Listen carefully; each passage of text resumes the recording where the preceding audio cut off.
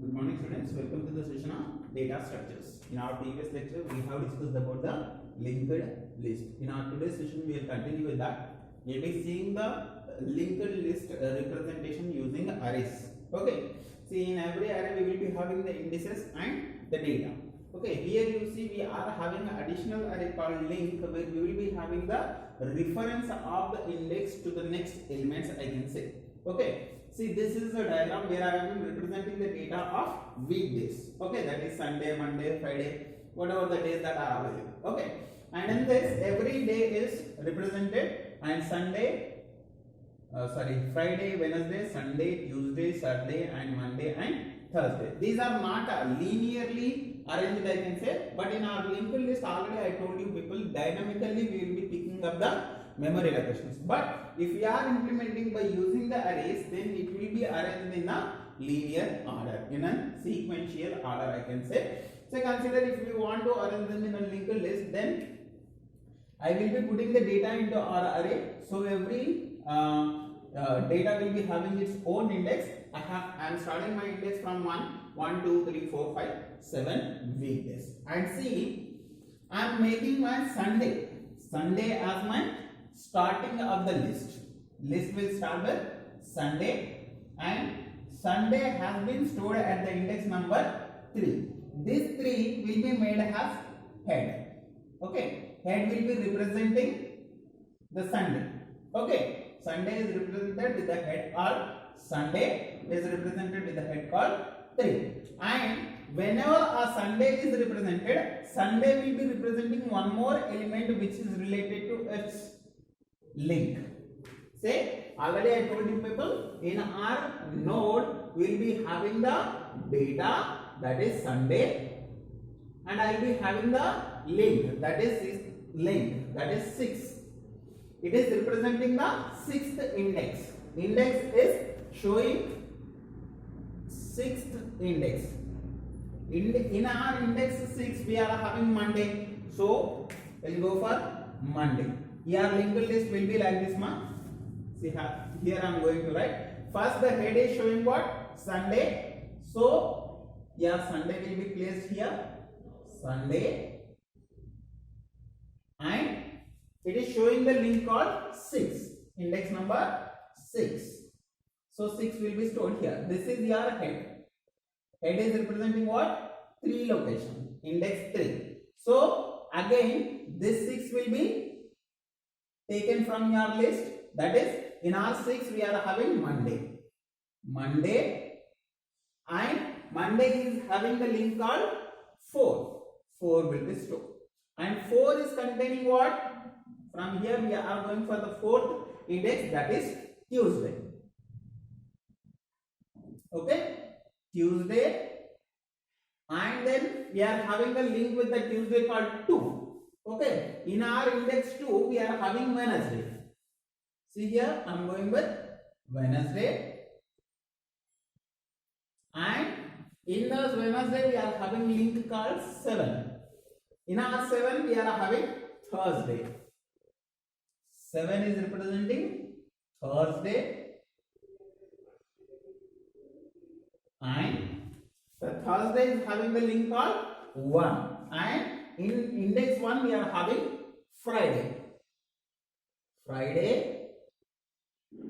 and this Friday is having the link called 5, and this 5 is having a data called Saturday,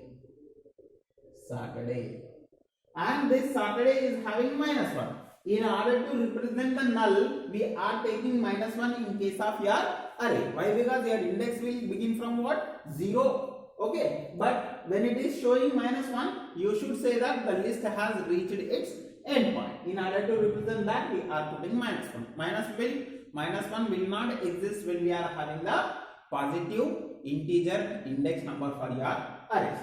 This is how we will be representing your linked list using your arrays, I can say. It is one of the important question for you people in case of your 4 marks or a 7 marks, I can say. You people will be having the question in a combination, no?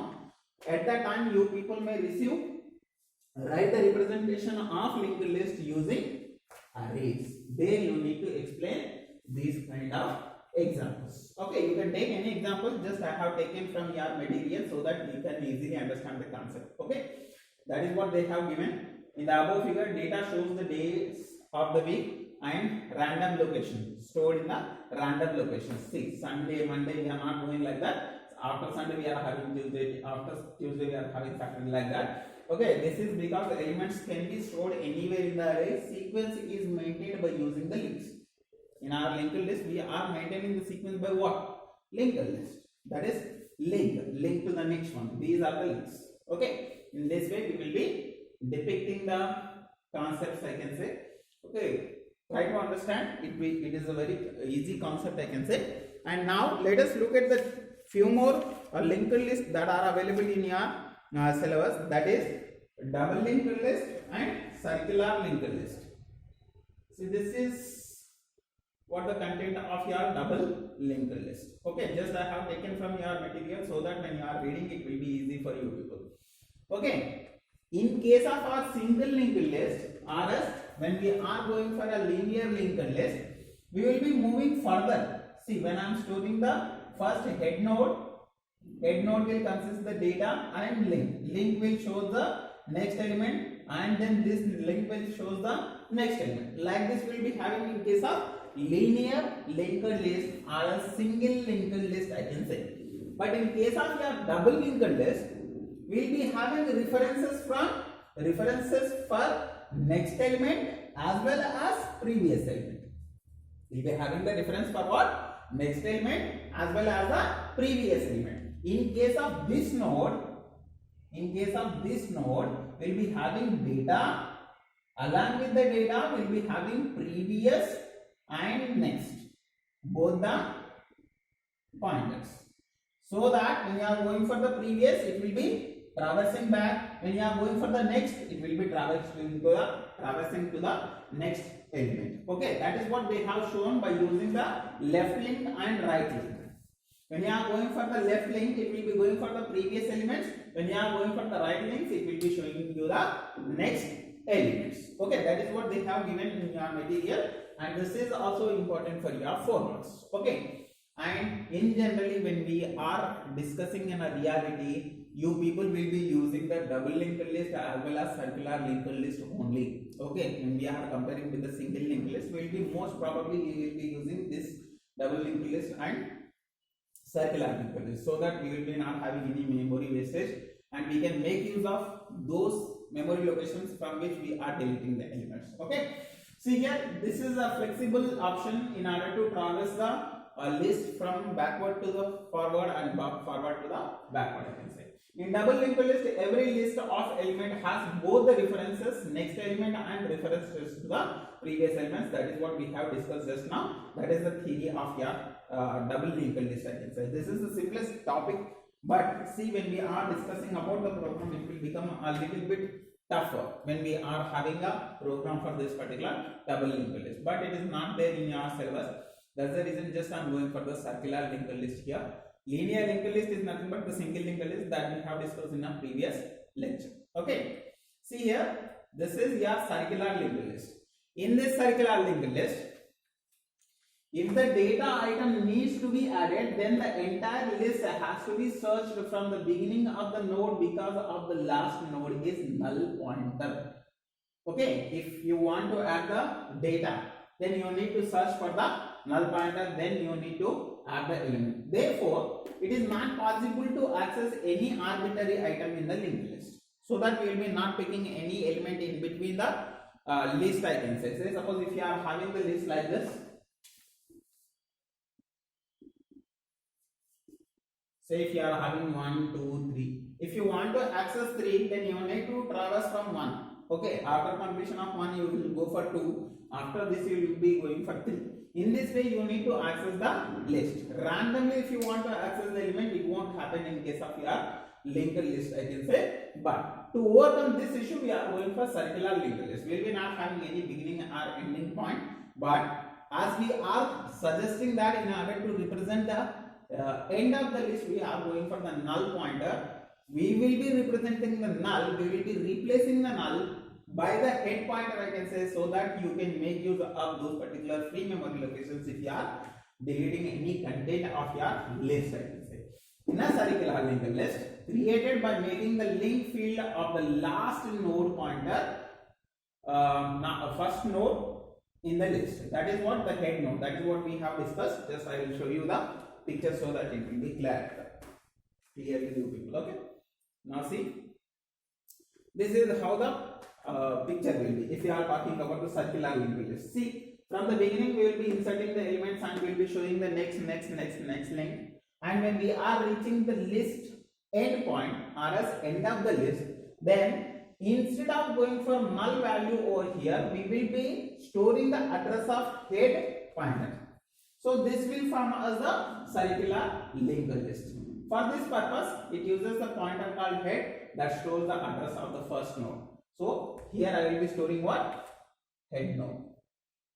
So that again I will be coming back to the first node of your list. Again I will be traversing to the list, I can say. This is how we will be using the circular linked list and double linked list. See, in this way we will be using what? Your linked list. We are having different kind of applications to your list, I can say, but one of the major application of your linked list is your garbage collection. What it is? Garbage collection. 1 minute, ma'am.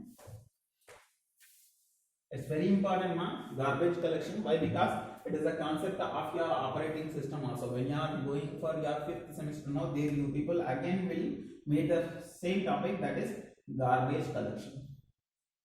Garbage collection. Why the garbage collection is important? See, when we are discussing about the memory, when we are talking about the linked list, we are picking up the free memory locations from your memory. We are not having any contiguous memory locations over here, as like your arrays. Okay, in our arrays we will be having contiguous memory locations, but in case of linked list, we are picking those particular memory locations which are free in your system, and we are linking them by using the next pointer or as pointers, by using the pointers, I can say. By doing that, we will be collecting all the free memory locations from your systems, I can say, so that they will be very useful. As I told you, it is the concept of your operating system. When you are using complete system, see, whenever you are allocating the memory for each and every data, they will be allocated in this sequence. Say, consider if you are deleting some item, then this will become whole in your memory. This is a free memory, but see, this is the smallest memory location where you can't store a huge amount of data. So these kind of free memory locations can be gathered in order to put the data into those particular memory locations. That is what the major advantage of your linked list. In case of your C language and we will be allocating the memory in a dynamical manner by using the linked list, by using the malloc, calloc functions as we have discussed in the C language. And see, in case of your C++ also, we are having the operators like new. By using them, we can dynamically allocate the memories for your arrays, or else we can dynamically allocate the memory for your elements, I can say, in order to reach the linked list. Okay, see, Amma, you need to understand one more thing. It has two-phase process. Okay, initially it runs through all the lists and tags that list that are being used currently, and next it runs through the memory blocks by collecting, inserting and unused blocks into the free pool, I can say. See, as I told you people, if you are deleting this, then that will be thrown into your free pool, so that we will be picking up that particular memory location and we will be storing the data. And already I told you people, circular linked list and double linked list are most preferable when we are considering the garbage collection. Okay, because if you are deleting any items from your list also, we can again go through those particular memory locations, I can say, in case of your double linked list. Why? Because we are having both the directions, previous and next. Both the pointers will be there in order to represent the previous data as well as the next data in our double linked list as well as the circular linked list. Okay, this is how we will be using your linked list. I hope it is clear to you people. If you are having any doubts, just let me know. Okay, by this we have completed our second unit. I will be placing important questions for you people, and I will be throwing the answers also. Just go through them if you are having the time. Okay, don't waste your time as we are having the exams. Okay, we don't know when the schedule will come, but mandatory that you should go through them. If you are having any doubts, if you are local, just come to college so that we can clarify them. Okay, that's it for now. See you in the next one. Thank you.